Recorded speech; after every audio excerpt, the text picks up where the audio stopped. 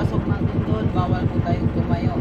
Kailangan po tayo nakayuko kasi high tide pa. Kasi kung mag-video kayo, pag-iuna lang sa flash ninyo kasi medyo madilim sa ilalim. Okay, pero lang kami flash. Oh, okay. Kasi si Sir GoPro yung nandito lang.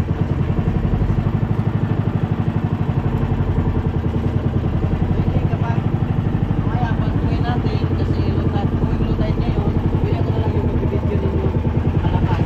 Mamaya. Itong Soton, during low tide lang din natin ito mapapasok. Kasi kapag high tide, yung entrance po, magkuklose siya. Magkukulo ng water. So, ito lang din yung daanan dito. Yung entrance, ito lang talaga. Kulo ako, ito po tayo pagpasok natin. Kulo, yuko po tayo ha. Yuko, pwede po kayo dito, yumuko para safety. Ito na lang kayo sa kaluwang. Sa luwang na lang kayo. Yuko.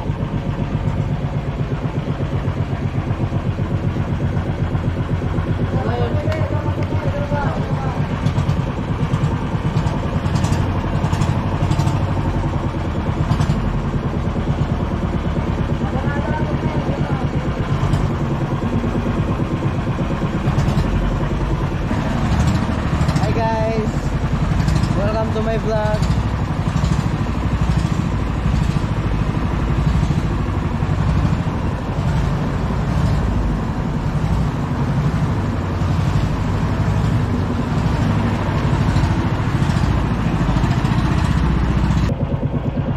Okay ma'am sir, so welcome po kayo dito sa main area ng Soton. So ngayon, nandito na po tayo sa loob. So tingnan po natin sa entrance, ang liit lang po siya. Pero dito sa kita, meron siyang kalakihan ng 70 hectares. And then nag-compose po ito ng 7 islets. Sa 7 islets, meron tayong 1 islet na may dalawang activity. Pero dito sa loob, meron tayong 3 activity. Ang first natin ngayon is ang Jellyfish Sanctuary. So ngayon, kasi maraming jellyfish, pwede tayo mag-swim. Pwede natin hawakan yung jellyfish kasi yung jellyfish non-sting or friendly. Okay, dito naman sa right side, makikita yung landmarker ng Soton. Yung horseshoe o horsetail. Ito po yung parang paa ng kabayo. Oh, so isa na lang kasi yung isa tumakbo na. Kaya po merong landmarker dito sa Soton kasi yung entrance natin, yun din yung exit natin mamaya. Kasi dito walang ibang daanan kundi yun lang. Kasi kapag first time din kayo pumasok dito sa Soton, yung kapag kayo lang, meron talagang posibilidad na mawala kayo dito sa loob.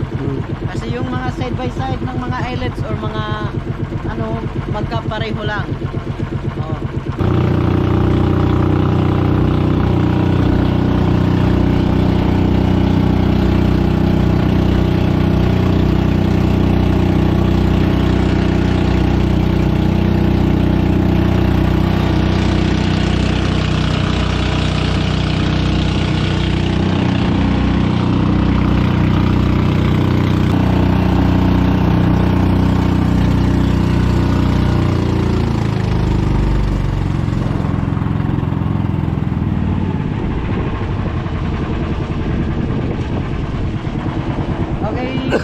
Ma'am sir, so nandito na po tayo sa ating first destination. Jellyfish.